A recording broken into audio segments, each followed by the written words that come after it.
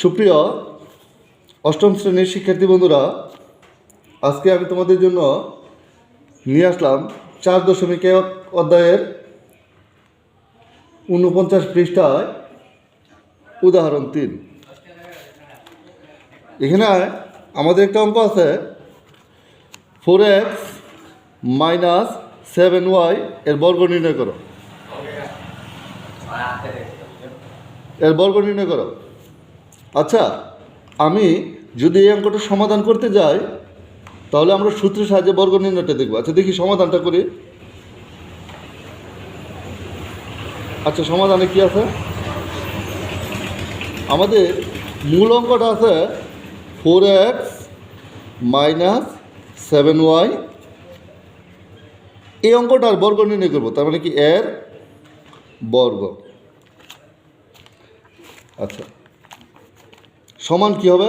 4x - 7y এর square. এখানে আমি প্রায় দেখি কিছু শিক্ষার্থী এই কথাটুকু না লেখে 4x - 7y = 4x - 7y whole square. এটা কিন্তু ভুল। আমরা এই জিনিসটা খুব সতর্কতার সাথে বাদ দিতে চেষ্টা করব। আমি এর বর্গ সমান এতটুকু। তাহলে দেখো, আমরা সূত্রটা শিখছিলাম, মানে কি আছে? বিয়োগ আছে।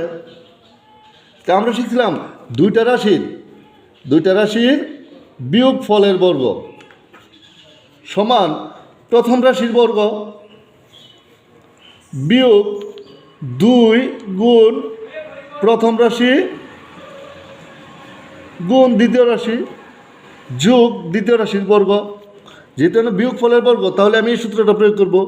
দুটি রাশির বিয়োগ ফলের বর্গ সমান প্রথম রাশির বর্গ বিয়োগ 2 গুণ প্রথম রাশি গুণ দ্বিতীয় রাশি যোগ দ্বিতীয় রাশির বর্গ। তাহলে একটু লক্ষ্য করো, এখানে প্রথম রাশিটা কত আছে? 4x। তাহলে 4x এর বর্গ বিয়োগ 2 গুণ প্রথম রাশি মানে 4x, দ্বিতীয় রাশিটা কত আছে?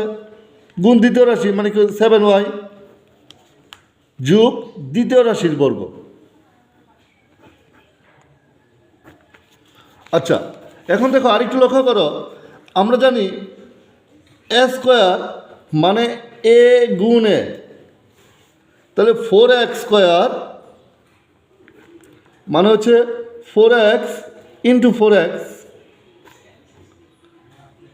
আমরা সংখ্যার সাথে সংখ্যা গুণ করব, বর্ণের সাথে বর্ণ। 4 এবং 4 গুণ করলে 4 × 4 = 16। তাহলে আমার এখানে কত হবে? 16।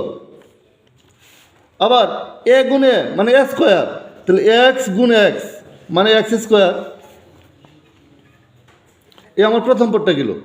তারপরে বলছিলাম আমি সংখ্যার সাথে সংখ্যাগুলি গুণ করব। বিয়োগ চিহ্ন আছে, দিলাম বিয়োগ চিহ্ন। এখানে আছে 2, এখানে আছে 4। 4 দুগুণে কত হবে? 8। আবার একটা সংখ্যা আছে 7। 7 × 8 = 56। 5 × 6 = 56। এর সাথে বর্ণ আছে x এবং y। দুইটা বর্ণ যদি গুণ করি তাহলে পাশাপাশি লিখে দিলেই হয় x y।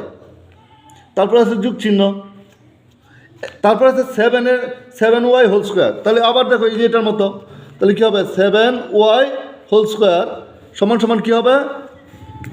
7y into 7y।